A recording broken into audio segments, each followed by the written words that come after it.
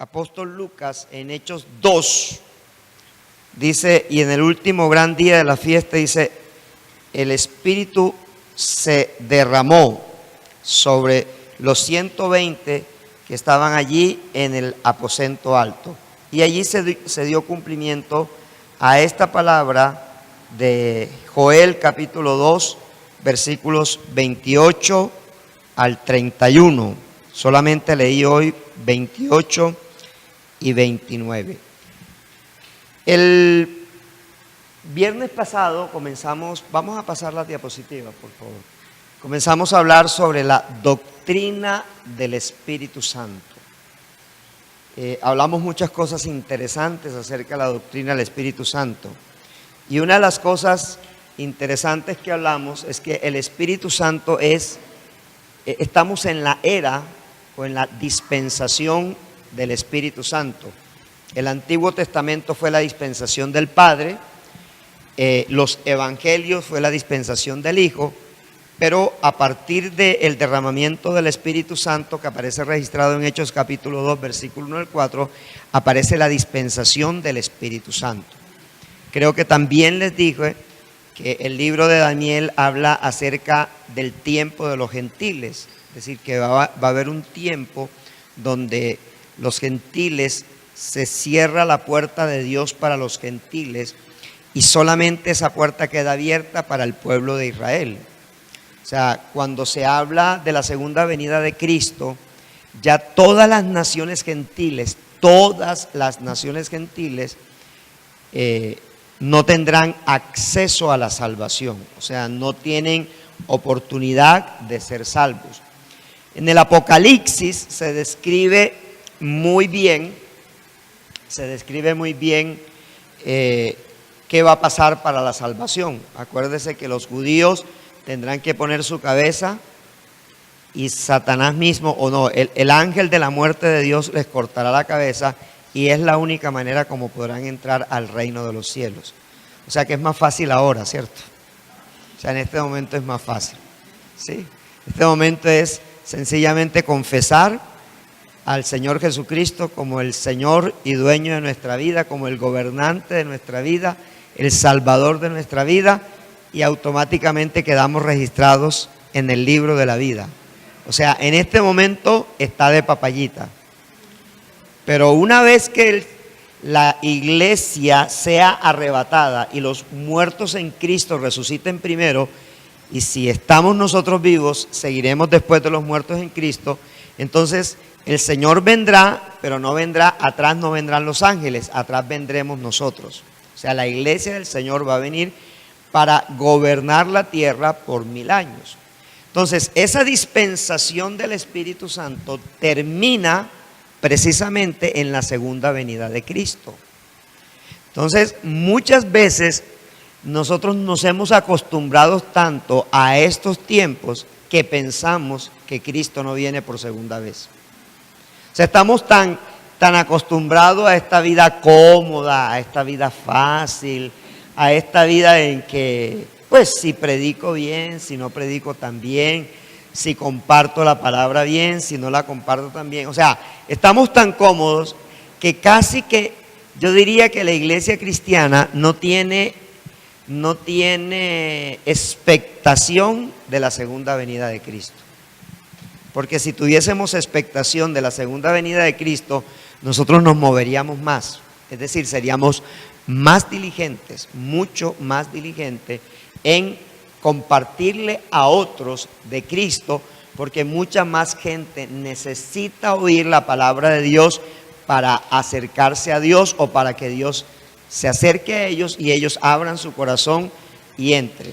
Dentro de esas funciones que tiene el Espíritu Santo, ese ministerio que tiene el Espíritu Santo, actualmente son 3. Juan explica que Él da convicción de pecado, de justicia y de juicio. Es decir, que el único que puede convencer al pecador, ¿quién es?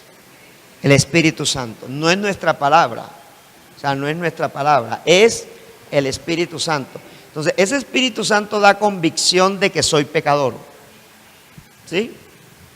Pero también ese Espíritu Santo da convicción de que viene un día de juicio y que hay un día y que hubo un día de justicia. El día que Cristo se colocó en la cruz, ese día la justicia de Dios se manifestó en la tierra en la persona de Jesucristo.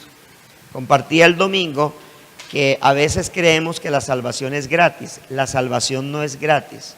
La recibimos gratis nosotros, pero alguien pagó el precio.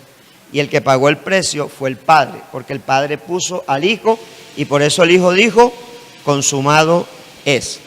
Es decir, el Hijo se hizo hombre para que como hombre se pagase el precio que Dios demandaba por la salvación del hombre. ¿Cuál era el precio? Que muriera un hombre, porque el que había pecado, ¿quién fue? Un hombre. Como pecó Adán, se necesitaba un postrer Adán, un segundo Adán. Ese segundo Adán fue Cristo, ¿sí? Y ese segundo Adán, él murió, pero él resucitó. Y hoy está sentado a la derecha del Padre como hombre y como Dios. O como Dios hombre, ¿sí? De manera que cuando Él venga por segunda vez, todos le vamos a ver con las llagas en la mano y con las llagas en sus pies. Todos le vamos a ver, porque esa es la prenda de garantía de que Él murió, ¿sí? Y la gente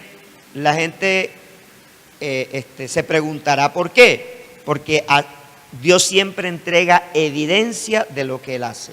Entonces, una evidencia de que Él nos salvó es que nosotros vamos a ver las llagas de Cristo en sus manos y en sus pies. Y eso lo va dando el Espíritu Santo. Seguimos a la siguiente diapositiva. Pasemos a la 8 de una vez. Pasemos a la 8 de una vez. Vamos a alcanzar hoy a ver si vemos el Espíritu Santo tanto en el Antiguo Testamento como en el Nuevo Testamento. Un famoso teólogo y estudioso de la palabra dijo: todo lo revelado acerca del Espíritu Santo en el Nuevo Testamento ya ha sido hallado en el Antiguo Testamento con una sola excepción. Esa es la palabra bautizar. La única palabra que no se encuentra en el Antiguo Testamento cuando se habla del Espíritu Santo es el bautismo. Pero se habla del Espíritu de Dios, se habla del Espíritu de Jehová, se habla del ángel de Jehová, se habla del Espíritu del Señor, se le dice simplemente el Espíritu. Entonces, todas estas son expresiones que este señor Turner se dedicó a conocer y a descubrir acerca del Espíritu Santo. ¿Por qué? Porque los testigos de Jehová dicen que el Espíritu Santo es una fuerza, ¿cierto? Porque como en Hechos 12 habla de un viento recio, de un viento fuerte, y la palabra que se usa allí es neuma, P-N-E-U-M-A, neuma, de donde viene la palabra espíritu, ¿cierto? La palabra griega que se usa allí es neuma. Entonces ellos afirman que ese neuma, como es literal, significa viento fuerte. De allí viene la palabra neumático, o sea, un viento fuerte. Entonces asocian al Espíritu Santo con una fuerza sobrenatural de Dios, o que contiene a Dios, pero no es Dios. ¿Sí? Ahora, ¿cuál es el problema de esta afirmación?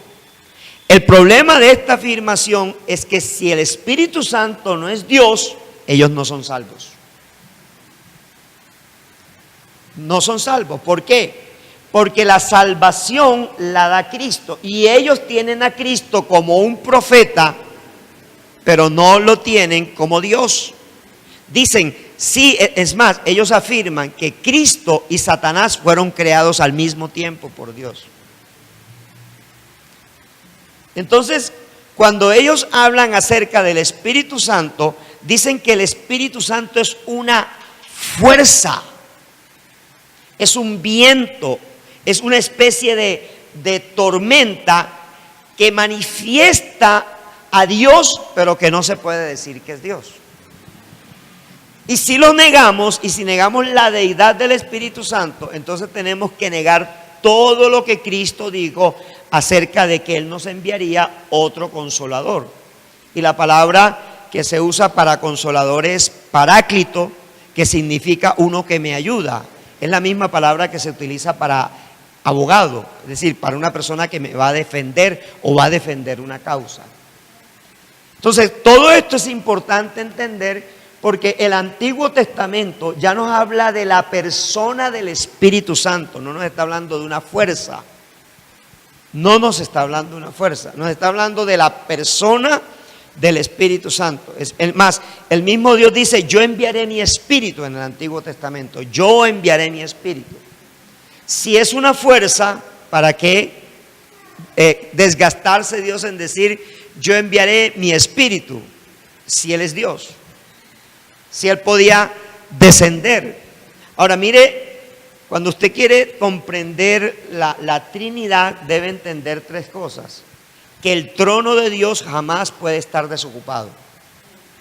Eso es importante entenderlo. Porque dice, bueno, ¿y por qué se complica Dios con Dios Padre? ¿Por qué se complica Dios con Dios Hijo? ¿Por qué se complica Dios con Dios Espíritu Santo? Porque es sencillo. Dios es Dios de relaciones. Y como Él es Dios de relaciones, y como Él es Dios de familia, Él se quiso manifestar, Él se manifiesta como familia. Entonces Él se quiso manifestar en tres personas, reales, ¿sí?, que conviven juntas, pero esa manifestación de tres personas es que cada una de esas personas es Dios en su misma esencia. O sea, el ejemplo que nos dan en la escuela dominical cuando uno es niño y se le da a los niños, es que para entender esto a uno le dicen que usted es espíritu, alma y cuerpo, pero ¿cómo se llama usted? Usted es persona. Ahora, separe el espíritu del alma. Usted lo podría hacer en este momento. Ahora, separe el alma del cuerpo. Tampoco lo puede hacer. Entonces, así es Dios. Es una naturaleza. Lo que debemos entender es que Dios es una esencia, es una naturaleza. Pero que cuando Él se va a relacionar con su creación, Él se puede relacionar como Padre, o se puede relacionar como Hijo, o se puede relacionar como Espíritu Santo, de acuerdo al propósito que tiene con la persona o con el pueblo o con lo que Él vaya a hacer. ¿Estamos claros allí? ¿Sí? Ahora, cada uno de ellos cumple una función que el otro no la puede cumplir. Cuando usted ve en Génesis 1, usted ve al Padre dando la orden, pero el Hijo estaba creando, pero el Espíritu Santo se movía en medio de la creación. Y eso es importante que nosotros lo entendamos, porque lo que le da vida a la palabra es el Espíritu Santo. O sea, lo que hace que la palabra sea viva es el Espíritu Santo. Si el Espíritu Santo no se estuviera moviendo, la palabra de Dios no afectara nuestra vida. Fuera un libro común y corriente. Si usted algún día se toma el trabajo de leer el Corán no le... O sea, usted no siente presencia de Dios leyendo el Corán. Usted no siente presencia de Dios leyendo el gran libro de Buda. ¿Por qué? Porque no son libros que tengan al Espíritu Santo moviéndose. O sea, son libros religiosos, pero no son libros inspirados por Dios. O sea, no traen una revelación sobrenatural. Lo que traen es una relación con el profeta que creó la religión, pero no traen una revelación sobrenatural.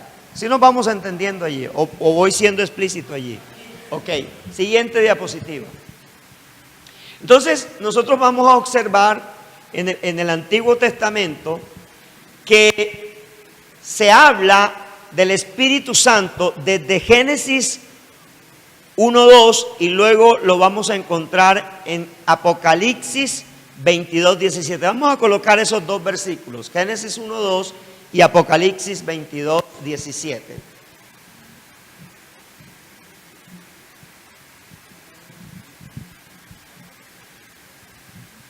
Vamos a regalarle un aplauso a Hasley ahí para que entre ahí en calor.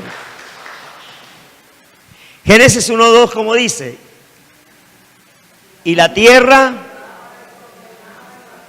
y las tinieblas estaban sobre la faz del abismo, y el Espíritu de Dios se movía sobre la faz de las aguas. ¿Quién se movía? Apocalipsis 22:17, que es el último capítulo de la Biblia. Dice, y el Espíritu y la esposa somos nosotros, ¿sí? Y el Espíritu y la esposa dicen, ven, y el que oye diga, ven, y el que tiene sed, venga, y el que quiera, tome del agua de la vida gratuitamente. Ahora coloquemos allí Juan capítulo 7, versículo 37. Juan capítulo 7 para entender esto. Juan capítulo 7, versículo 37. Dice, en el último y gran día de la fiesta, Jesús se puso en pie y alzó la voz diciendo, si alguno tiene sed, venga a mí y beba. 38. El que cree en mí, como dice la Escritura, de su interior correrán ríos de agua viva. 39. ¿Esto dijo de quién? ¿De quién dijo? ¿Que había de qué? ¿Que había de recibir quién? Ok. Entonces aquí hay una clave importante. ¿Por qué usted le habla de Dios a las personas y las personas no pueden recibir lo que usted le está entregando?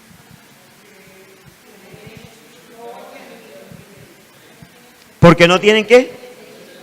Al Espíritu Santo. O sea, yo quiero que usted entienda, mire, colócame allí Ezequiel capítulo 37 y nos ubicamos en los primeros, Ezequiel 37, versículo, sí, vamos del 1 creo que hasta el 8 o hasta el 7. Dice, la mano de Jehová vino sobre mí y me llevó ¿dónde? ¿En el Espíritu de quién? Estamos hablando del mismo Espíritu Santo. Me llevó en el Espíritu de Jehová y me puso en medio de un valle que estaba lleno de huesos. O sea, el único que puede mostrarte una visión, ¿quién es? El Espíritu Santo, ¿cierto? Sigamos. Y me hizo pasar cerca de ellos por todo en derredor, y aquí que eran muchísimos sobre la faz del campo, y por cierto, secos en gran manera. Y me dijo, hijo de hombre, ¿vivirán estos huesos? Y dije, Señor Jehová, tú lo sabes. Me dijo entonces, profetiza sobre estos huesos y dile, huesos secos, oíd palabra de Jehová. Y aquí me voy a detener un momentico. ¿Sobre qué elemento del cuerpo humano le ordenó profetizar? ¿Sobre un elemento espiritual o sobre un elemento físico? O sea, le ordenó sobre un elemento físico. Porque hay una clave importante. Todo lo que Dios ha creado, oye. Todo lo que Dios ha creado, oye. De tal manera que la clave es entender eso. Por eso le está ordenando que profetice sobre los huesos que están ¿qué? Secos. Versículo 5. Así ha dicho Jehová el Señor a estos huesos. He aquí, yo hago entrar espíritu en vosotros y viviréis. Ahora, ese espíritu está con E minúscula. Yo hago entrar espíritu sobre vosotros. ¿Qué quiere decir? Que para que esos huesos tengan vida, el profeta emitió que del espíritu de él ahora entraban a esos huesos secos. Porque él tiene el espíritu de Jehová y ahora entran en esos huesos secos. ¿Y van a entrar qué? Y viviréis. 6. Y pondré tendones sobre vosotros y haré subir sobre vosotros carne, y dice el Señor, y sabréis que yo soy Jehová. Ahí está hablando el Señor. Versículo 7. Profeticé pues como me fue mandado, y hubo un ruido mientras yo profetizaba, y aquí un temblor, y los huesos se juntaron cada hueso con su hueso. 8. Y miré, y aquí tendones sobre ellos, y la carne subió, y la piel cubrió por encima de ellos, pero no había ¿qué?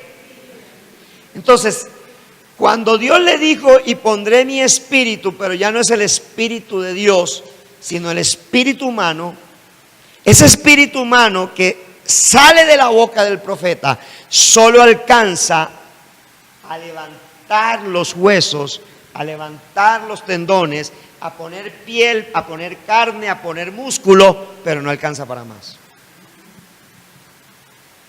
Ellos siguen muertos.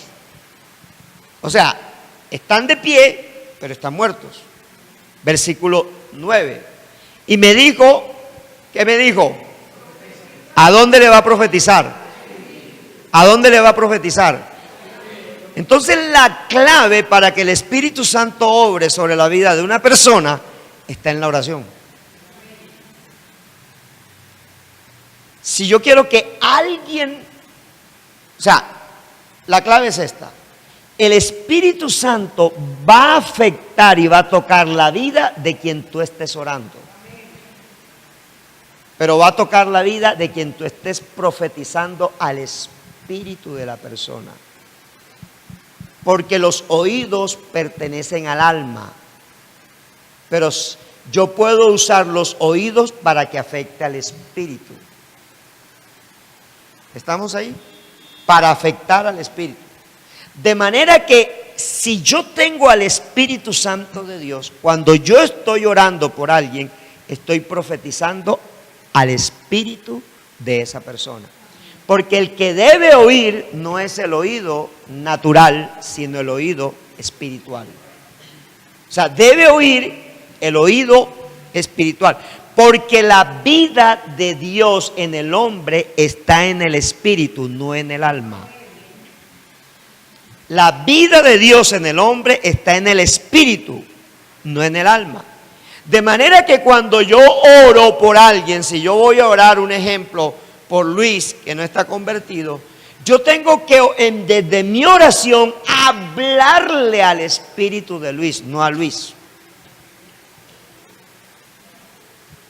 Y como eso no lo entiende la iglesia sigue orando naturalmente. Y el efecto de la oración natural es cero conversión. Porque el alma no oye la voz de Dios, solo la oye el espíritu. Y cuando el espíritu del hombre de Dios, de la mujer de Dios, habla al espíritu del hueso seco para que haya vida, entonces allí es donde viene el poder del Espíritu Santo para asistirte. O sea, Él toma un taladro espiritual y va a romper el hielo que esté antes del espíritu de ese hombre o de esa mujer para que pueda recibir palabra de Dios. O sea que nosotros necesitamos de la asistencia del Espíritu Santo cuando estamos orando.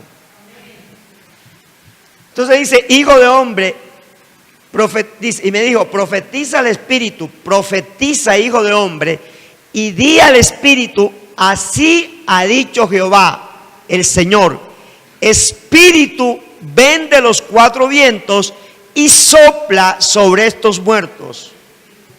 No sé si usted está entendiendo la clave ahí. Lo que está seco vive es por el Espíritu.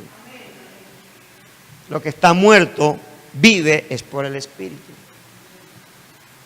Porque el Espíritu, o sea, el profeta, Dios le entrega la clave. Di al Espíritu, ven de los cuatro vientos. ¿Cómo entró el Espíritu Santo al aposento alto? Como un viento fuerte.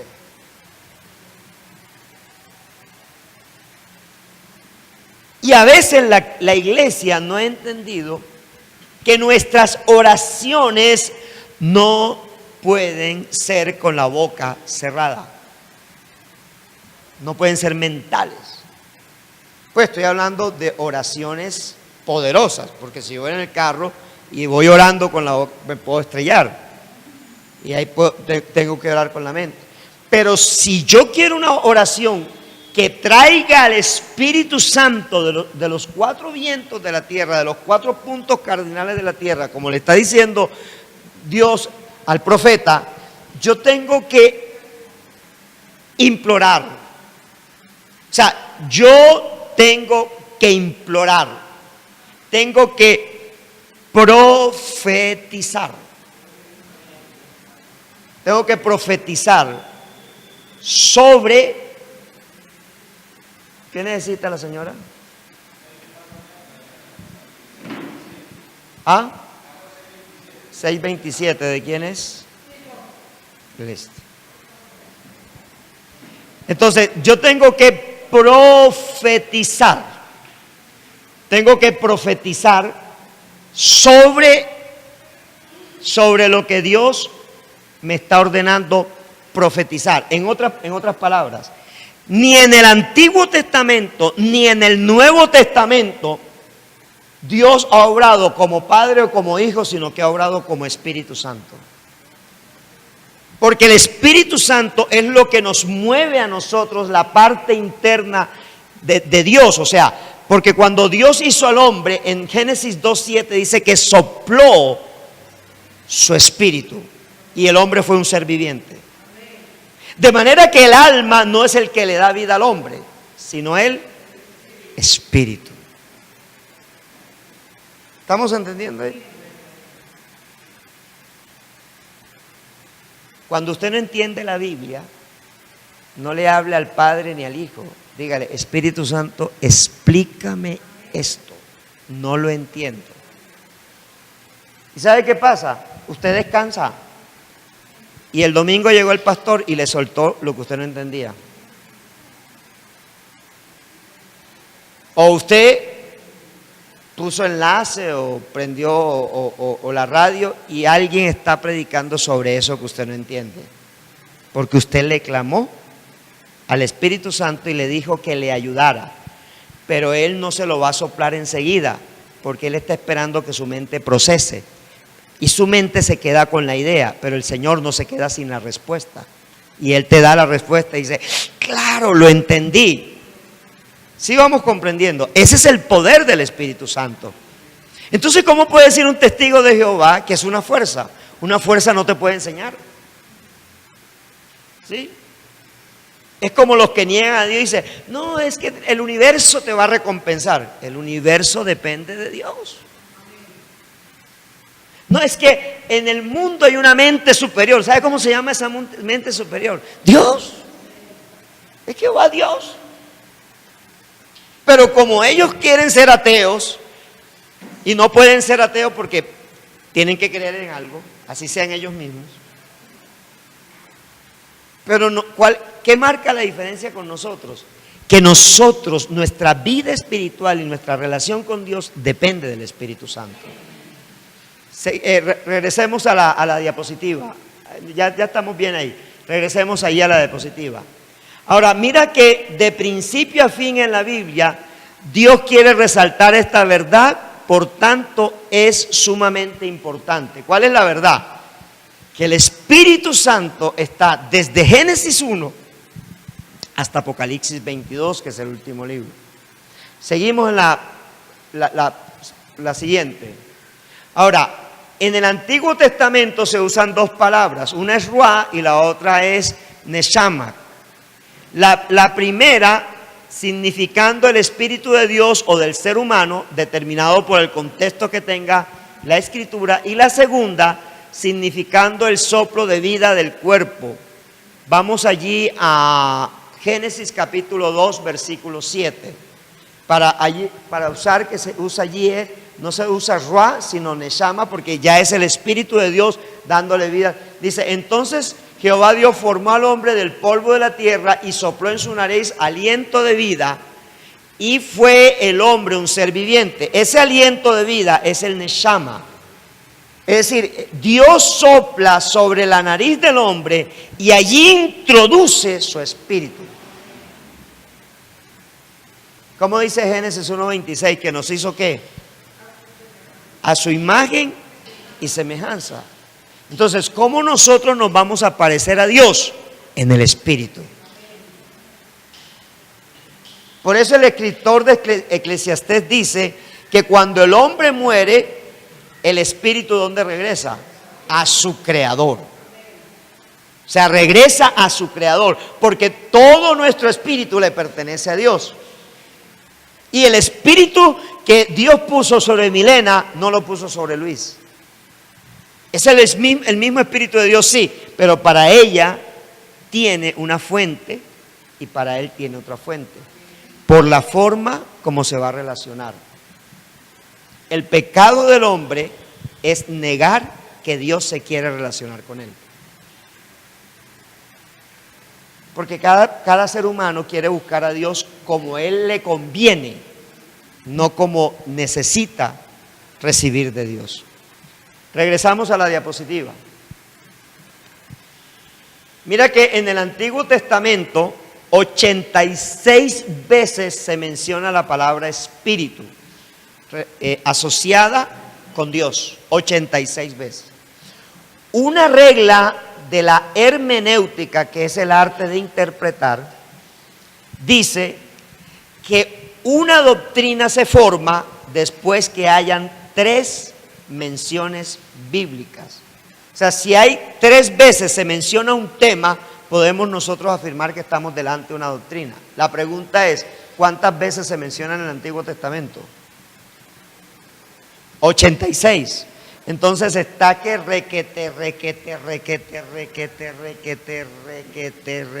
afirmada que el Espíritu Santo no es una cuestión que se inventó Jesús, sino que viene desde la creación del mundo, y que cuando se escribe la Biblia debe aparecer el Espíritu Santo, porque el apóstol Pedro y el apóstol Pablo dicen que la escritura fue inspirada por Dios, no escrita por Dios.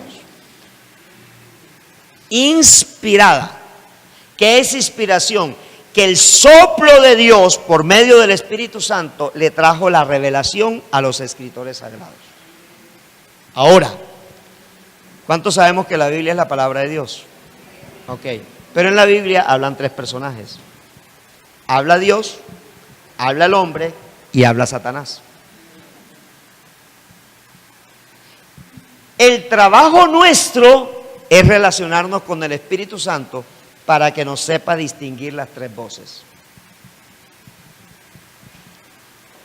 Porque en ese mismo libro, que es la palabra de Dios, Dios autorizó que Satanás hablara allí.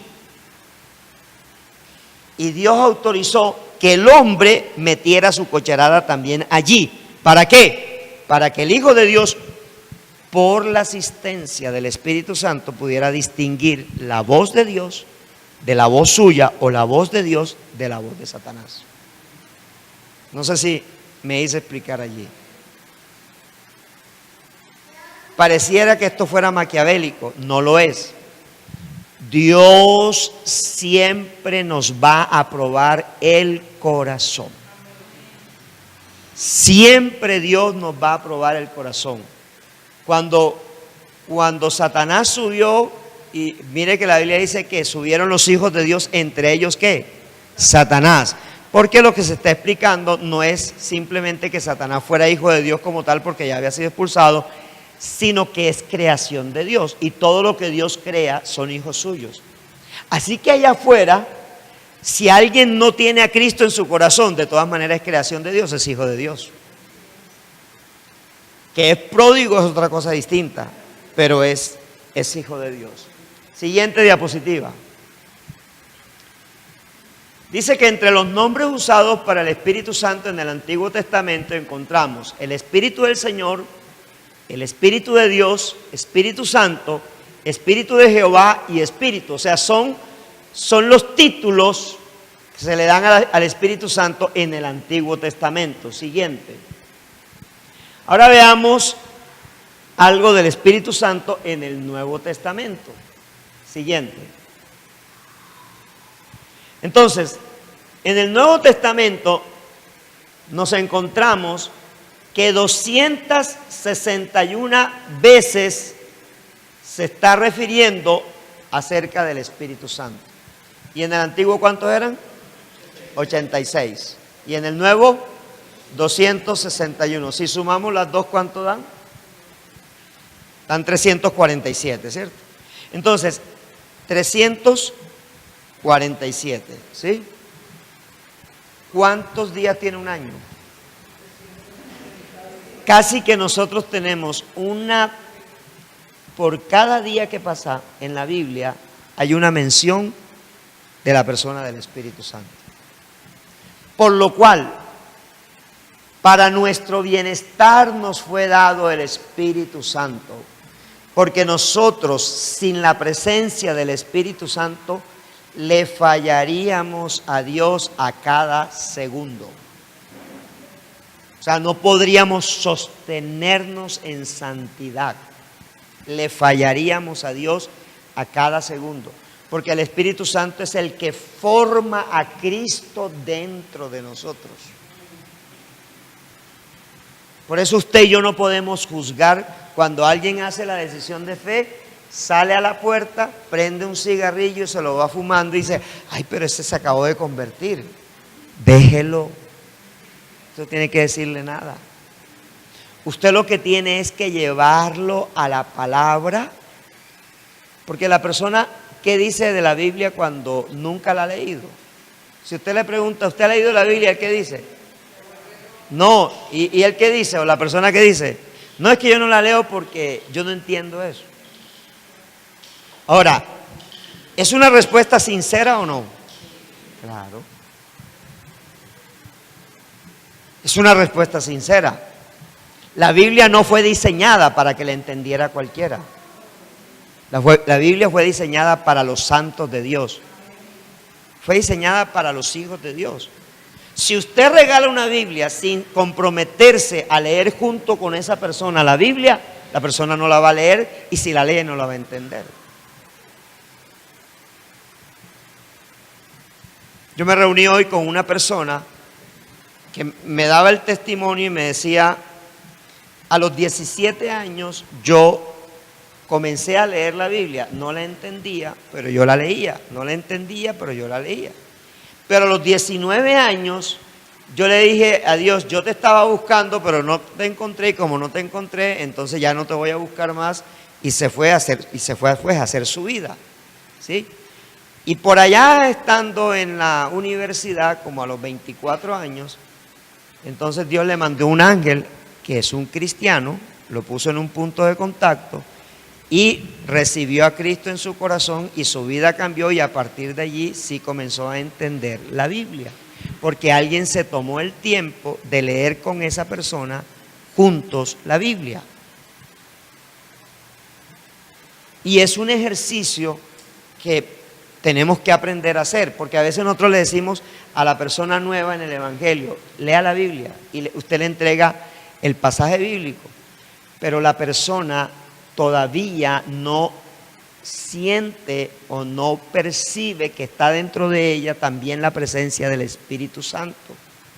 Entonces nosotros tenemos que ser como los maestros, como los que les vamos dando los primeros pininos, ¿sí? Porque la persona no te va a leer la Biblia, o sea, ni siquiera un capítulo del Nuevo Testamento que son cortos, te lo va a leer de la noche a la mañana.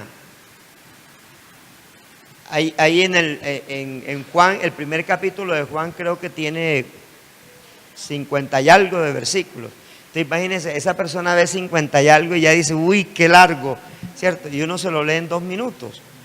Pero si nosotros lo leemos junto con la persona se va a deleitar, porque nosotros tenemos al Espíritu Santo y lo que hay en nosotros es lo que lo va a afectar a esa persona.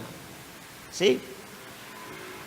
Ahora, hay 1, 2, 3, hay 4 libros en el Nuevo Testamento donde no se hace mención del Espíritu Santo, que es en Filemón, en 2 y 3 de Juan. Entonces son 3 libros, Filemón, 2 y 3 de Juan. Son los únicos libros donde no se menciona a la persona del Espíritu Santo, pero todos los demás libros del Nuevo Testamento mencionan a la persona del Espíritu Santo. En el Antiguo Testamento, el libro que más menciona al Espíritu Santo es Ezequiel, es el libro de Ezequiel. Dicen que es el libro neumatológico por excelencia. Entonces Ezequiel hace mucha mención y las visiones de Ezequiel tienen que ver precisamente con esa mención del Espíritu Santo. Voy a abrir un espacio, nos quedan 7 minutos para terminar la enseñanza. Voy a abrir un espacio de preguntas para dar respuesta. Bueno, pregunte, Julie. A lo que usted decía, no, pero sin eso. A lo que usted decía. Pero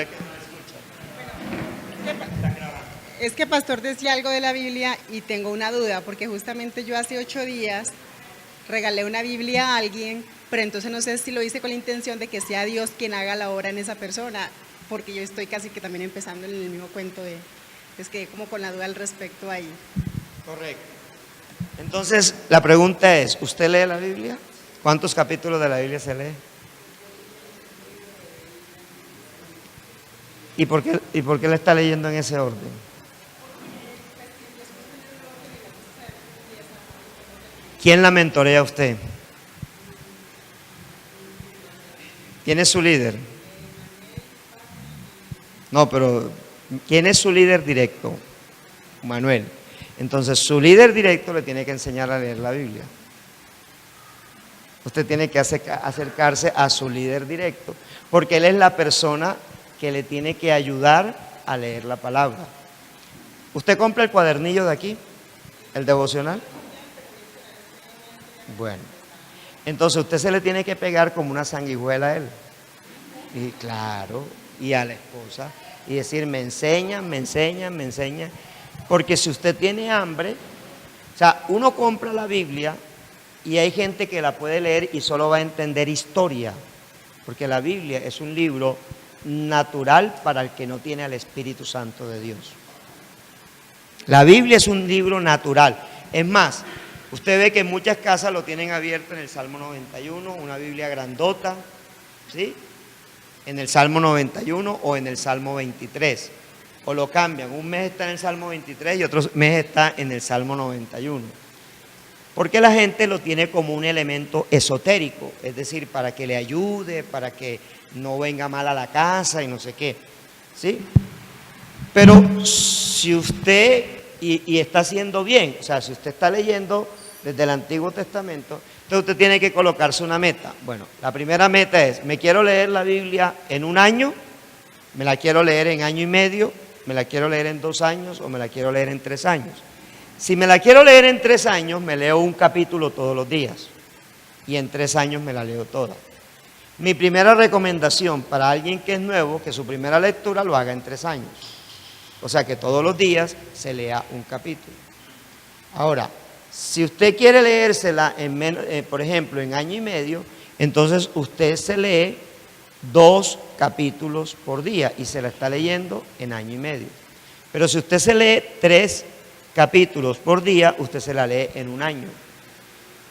Leyendo 3 capítulos por día, usted se la lee en un año, porque la Biblia tiene 1188 capítulos.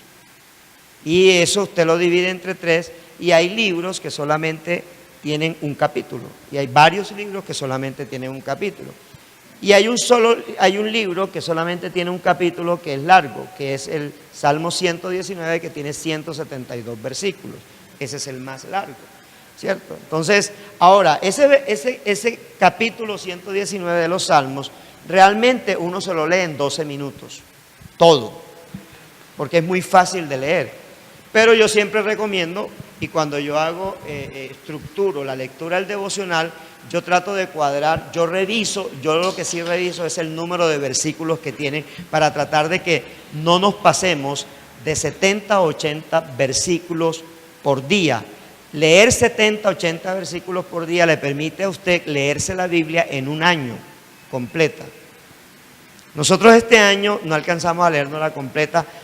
En diciembre terminamos con 56 libros leídos. Sí hemos hecho el proceso de leer. 3 capítulos se leen en máximo 12 minutos. Pues en lectura lenta. Una persona que ya tiene el hábito de la lectura en la palabra, se lo lee en 7 minutos, los 3 capítulos. ¿Sí? Ahora, cuando usted regala la Biblia, usted lo hace con la buena intención, ¿cierto? Y todos regalamos Biblia con la buena intención. Yo regalaba Biblia hasta que un día entendí que la Biblia regalada, vea, cuando usted regala algo a alguien que no conoce el valor del regalo, ¿qué va a hacer con el regalo? Lo archiva o lo regala o lo bota o lo vende, puede venderlo también. Jesús dijo que no le tiráramos las perlas a los cerdos. No se estaba refiriendo a las personas, estaba usando una metáfora para enseñarnos que las cosas del reino no se pueden regalar así nomás. Tiene que haber un esfuerzo, ¿sí? Tiene que haber un esfuerzo. Entonces, yo siempre recuerdo que desde que yo conocí del Señor y tengo la oportunidad de hablarle a alguien, yo me le pego a esa persona hasta cuando esa persona esté consolidada. O sea, hasta cuando esa persona ya camine sola en el Evangelio. ¿Sí? Uno se le pega a esa, por lo menos yo me le pego a esa persona. Hasta cuando no la vea cimentada en el Señor, no la suelto. Y me le pego con la palabra del Señor. Nos reunimos una vez por semana o nos reunimos 2 veces por semana con su propia Biblia. Y acostumbro a llevar una Biblia extra para leer juntos la Biblia, pero nunca le digo que se la voy a regalar. Cuando termina el proceso conmigo, yo se la doy y le digo, ya te la ganaste. O sea, ahora es tuya. ¿Qué pasó en un año? Si yo me le pego a una persona en un año, ¿qué va a pasar con esa persona? Lo más seguro es que esa persona va a terminar convertida o lo más seguro es que esa persona va a valorar lo que yo le estoy regalando porque yo le estoy haciendo una demostración del regalo o ya le hice una demostración del regalo que ahora le estoy dando. ¿Sí? O sea, yo sé que por ejemplo este mes los que venden Biblia dice octubre, el mes de la Biblia, regala Biblia y ese es su negocio. ¿Sí? Pueden ser cristianos, pero ese es su negocio. ¿Sí? Regalen Biblia y hay Biblias a 6,000 pesos, pero yo no he conocido a alguien que porque le hayan regalado una Biblia se haya convertido. Pero sí he conocido a personas que cuando han leído juntos con un cristiano la Biblia, esa persona termina convertida. Porque esa persona tiene el Espíritu Santo de Dios y afecta la vida de otra persona. Acuérdese que la palabra es lumbrera a mi camino y luz y lámpara a mis pies. Entonces, para que sea eso, ahí hay una redundancia, tiene que tener al Espíritu Santo de Dios. No sé si le quedó clara. ¿Preguntas? Sí, claro. ¿El Espíritu Santo en el rapto se va con nosotros o se queda? El Espíritu Santo sube al cielo en el rapto, porque Él está viviendo en la tierra en este momento. O sea, en el cielo en este momento está el Padre y el Hijo. El Espíritu Santo se queda aquí hasta el día del rapto. En el día del rapto, Él le entrega la iglesia al Señor. Y al entregarle la iglesia al Señor, Él va a su trono de gloria, ¿cierto? Porque ¿quién llega a la tierra? Jesús, y Él es el rey de esta tierra, o sea, Él es el dueño de esta tierra. ¿Listo? Pastor, cuando una persona sinceramente recibe al Señor Jesús por primera vez, lo recibe sinceramente creyendo en el Señor Jesús, ¿recibe inmediatamente al Espíritu Santo? Inmediatamente. Es la promesa. De que inmediatamente así no veamos su cambio. O sea que cuando uno no ve que la persona sinceramente avanza en lo que acaba de confesar, fue porque realmente no hizo la oración o yo tengo que sinceramente. O tengo que hablarle al Espíritu.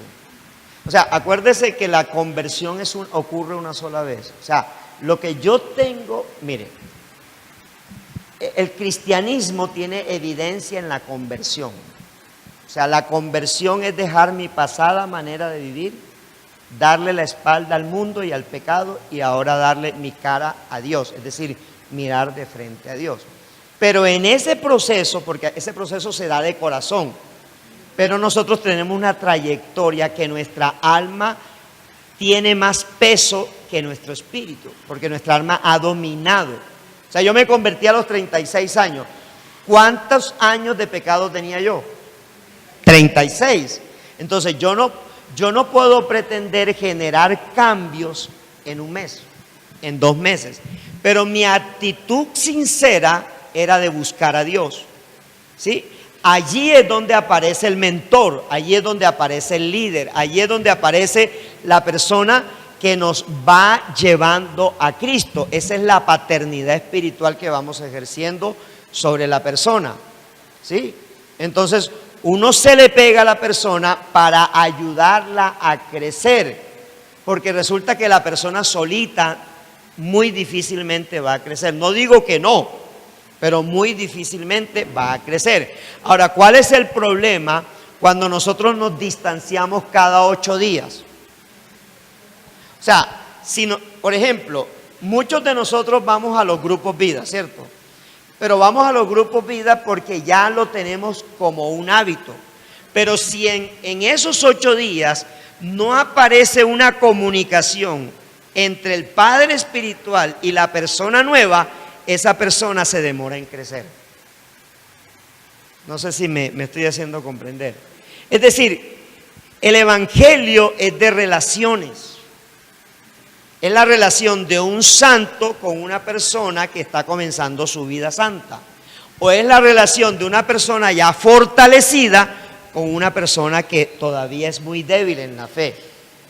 Eso lo explica mejor el apóstol Pablo en 1 Corintios. ¿Sí? Él explica que los fuertes en la fe no somos piedra de tropiezo. ¿Para quién? Para los débiles en la fe. Entonces, nadie puede decir que la persona no está convertida, pero la persona tiene que dar fruto de arrepentimiento. O sea, algo muy importante se llama fruto de arrepentimiento. ¿Sí? Un caso lo tenemos, por ejemplo, con Claudia García. Aquí fue la primera persona que nosotros nos ganamos para el Señor en Medellín. ¿Sí?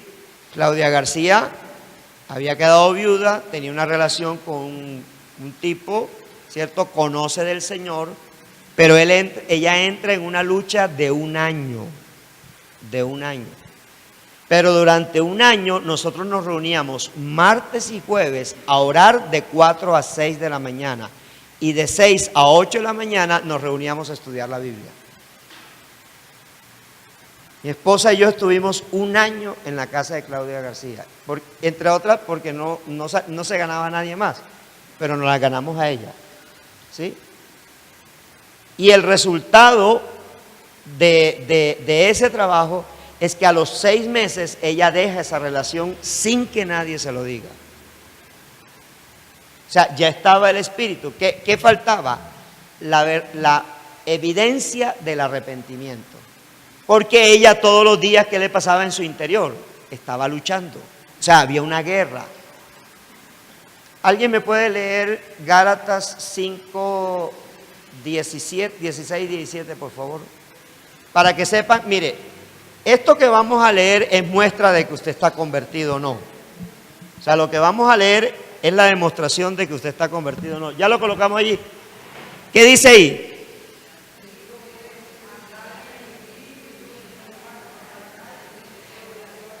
Andad en qué, y no satisfagáis. El 17. Porque el deseo de la carne es, y el del espíritu es, y estos que pasan con ellos. ¿Para que qué? Cuando esa lucha se da en el cristiano, es convertido. Si esa lucha no la está viviendo usted todavía no se ha convertido. Porque esa lucha dura hasta la muerte. Esa lucha dura hasta la muerte. Todos los días usted está luchando con la carne y la carne está luchando con el espíritu. Todos los días. Entonces, ¿quién va a vencer? El que se alimente mejor. Si yo me alimento todos los días con las cosas de la carne, ¿quién vence? La carne. Pero si yo todos los días me alimento con las cosas del Espíritu, ¿quién vence? Entonces, ahí va usted a encontrar la razón por qué tenemos que hacer un devocional todos los días. Y entre más capítulos de la Biblia lea, más se está fortaleciendo el Espíritu. Por eso un tiempo devocional de 30 minutos no es más efectivo que un tiempo devocional de 60 minutos. Porque el tiempo devocional de 60 minutos le fortalece más. Por eso usted no puede estar haciendo el devocional y trabajando al mismo tiempo y contestando el celular al mismo tiempo, porque ahí se está engañando. O sea, el devocional no es hacer una tarea. El devocional es trabajar con Dios y permitirle a Dios que fortalezca mi vida espiritual. Porque lo está haciendo el Espíritu Santo. Una última pregunta para orar y recoger la ofrenda.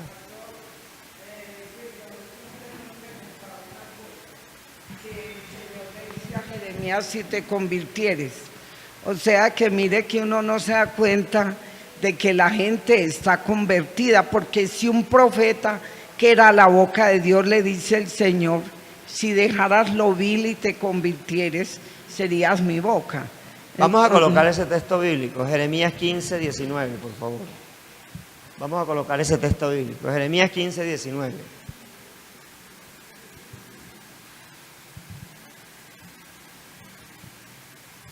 Por tanto, así dijo Jehová, si te convirtieres, yo te restauraré y delante de mí estarás, y si entresacares lo precioso de lo vil, o sea, que en lo vil que hay, dentro de lo vil que hay algo precioso.